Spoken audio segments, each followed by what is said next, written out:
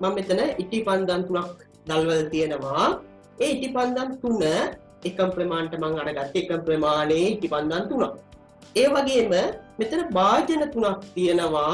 මේ භාජන තුන ගත්තාම මේ භාජන තුන විනිවිද පේන්න ඕන. හරිද? ඒ විනිවිද පේන්නේ මේක දැන් මම පොඩ්ඩකින් මේක වහන්න හදන්නේ මේ ඉටිපන්දම් ටික.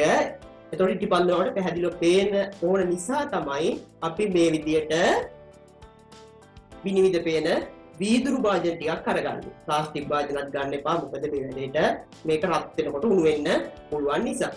ඉතින් හැබැයි මේ භාජන තුන විවිධ ප්‍රමාණ. මේකේ ප්‍රමාණය ගත්තොත් මෙයාගේ ඇතුලේ තියෙන පරිමාව ගොඩාක් වැඩි. මෙයාගේ ඊට වඩා අඩුයි. මෙයාගේ ගොඩාක් පරිමාව අඩුයි.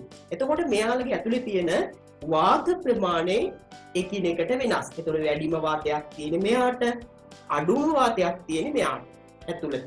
ඉතින් බලමු දැන් මම මේක එකින් එක මේක වහනවා. දැන් මේක මම වහන කොටත් වහන්න යන්නේ. මොකද මේකේ ඉඳලා මෙතෙන්ට ඒ කියන්නේ වැඩිම ඉස්සෙල්ලා මම වහන්නේ ලොකුම වායු පරිමාවක් තියෙන එක. ඊළඟට ඊළඟ එක්කෙනා ඊළඟට ඊළඟ එක්කෙනා. දැන් බලන්න මම මේ භාජනයෙන් දැන් මේක වහනවා. ඔන්න මේක වැහුණා. ඊළඟට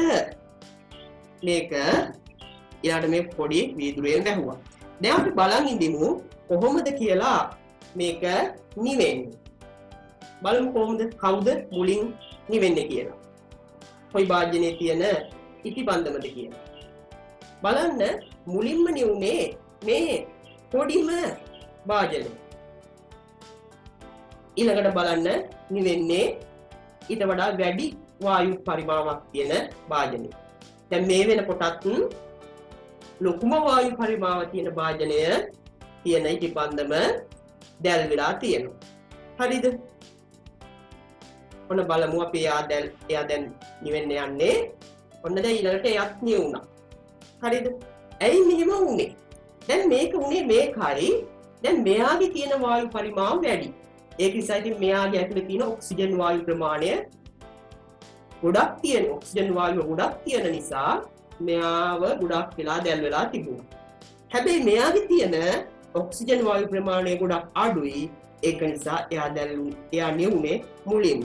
දැන් ඔයාලා දන්නවා සාමාන්‍යයෙන් මේක ඇතුලේ තියෙන වාතය ගත්තාම මේ වාතයේ වැඩියෙන්ම තියෙන වායුව තමයි නයිට්‍රජන් වායුව. හැබැයි නයිට්‍රජන් කියන වායුව මේ දහන ක්‍රියාවලියට වැදගත් වෙන්නේ නැහැ.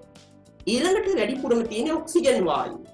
ඔක්සිජන් වායුව ගත්තාම සාමාන්‍යයෙන් 20%ක් වගේ තියෙනවා. සාමාන්‍ය වායු නියදයකින් 5න් එකක් විතර. ඉතින් ඒක නිසා මෙයාගේ ඔක්සිජන් වායු ප්‍රමාණය වැඩි, මෙයාගේ අඩුයි. ඒ නිසා ඉක්මනටම නිවුණා මෙයාව ඉක්මනට ඔක්සිජන් ඉවර වෙලා. ඊළඟට අවසානට නිවුනේ මෙන්න මෙයාව. හේතුව මොකද? මෙයාගේ තියෙන ඔක්සිජන් ප්‍රමාණය ගොඩක් වැඩි නිසා.